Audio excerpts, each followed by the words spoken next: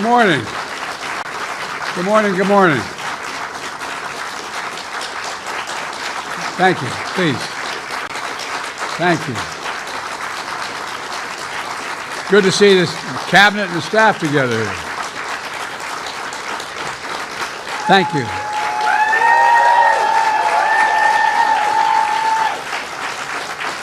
Thank you, thank you, thank you. Please. Thank you, thank you, thank you. It's good to see you all. Particularly good to see my granddaughter sitting in the front row here. Hi, Finn. How are you, honey? For over 200 years, America has carried on the greatest experiment in self-government in the history of the world. And that's not hyperbole, that's a fact. We're the people. The people vote and choose their own leaders, and they do it peacefully. And we're in a democracy. The will of the people always prevails. Yesterday, I spoke with President-elect Trump to congratulate him on his victory. And I assured him that I'd direct my entire administration to work with his team to ensure a peaceful and orderly transition. That's what the American people deserve. Yesterday, I also spoke with Vice President Harris. She's been a partner and a public servant. She ran an inspiring campaign, and everyone got to see something that I learned early on to respect so much, her character. She has a backbone like a ramrod. She has great character, true character. She gave her whole heart and effort, and she and her entire team should be proud of the campaign they ran. You know, the struggle for the soul of America, since our very founding, has always been an ongoing debate and still vital today. I know for some people, it's a time for victory, to state the obvious. For others, it's a time of loss. Campaigns are contests of competing visions. The country chooses one or the other. We accept the choice the country made. I've said many times, you can't love your country only when you win. You can't love your neighbor only when you agree. Something I hope we can do, no matter who you voted for, is see each other not as adversaries, but as fellow Americans. Bring down the temperature. I also hope we can lay to rest the question about the integrity of the American electoral system. It is honest, it is fair, and it is transparent. And it can be trusted, win or lose. I also hope we can restore the respect for all our election workers who busted their necks and took risks at the outset. We should thank them. Thank them for staffing voting sites, counting the votes, and protecting the very integrity of the election. Many of them are volunteers who do it simply out of love for their country. And as they did their duty as citizens, I will do my duty as president.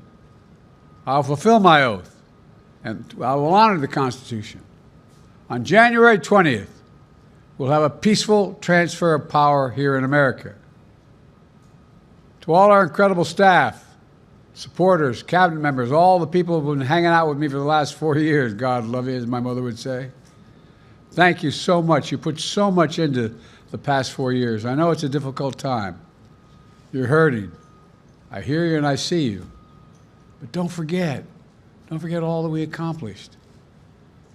It's been a historic presidency.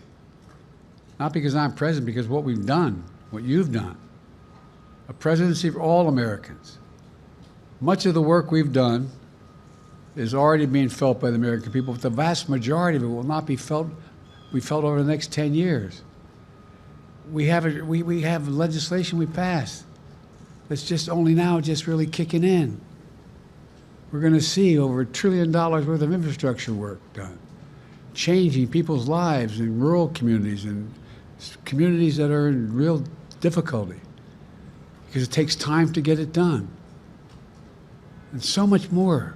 It's going to take time, but it's there. The road ahead is clear, assuming we sustain it.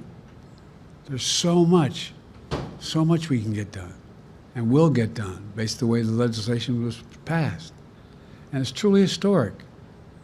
You know, we're leaving behind the strongest economy in the world.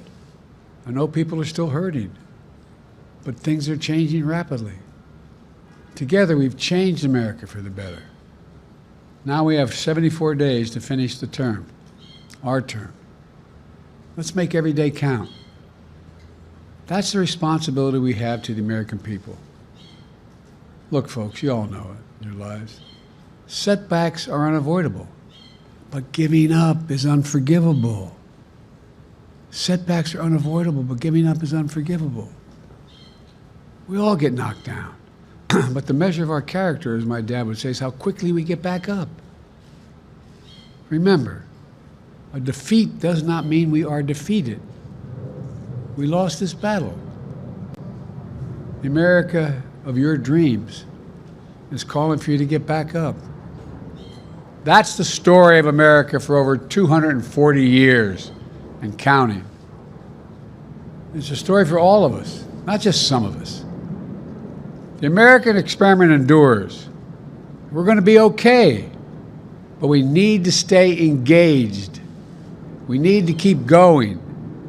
And above all, we need to keep the faith. I'm so proud to have worked with all of you. I really mean it. I sincerely mean it. God bless you all. God bless America. And may God protect our troops. Thank you, thank you, thank you.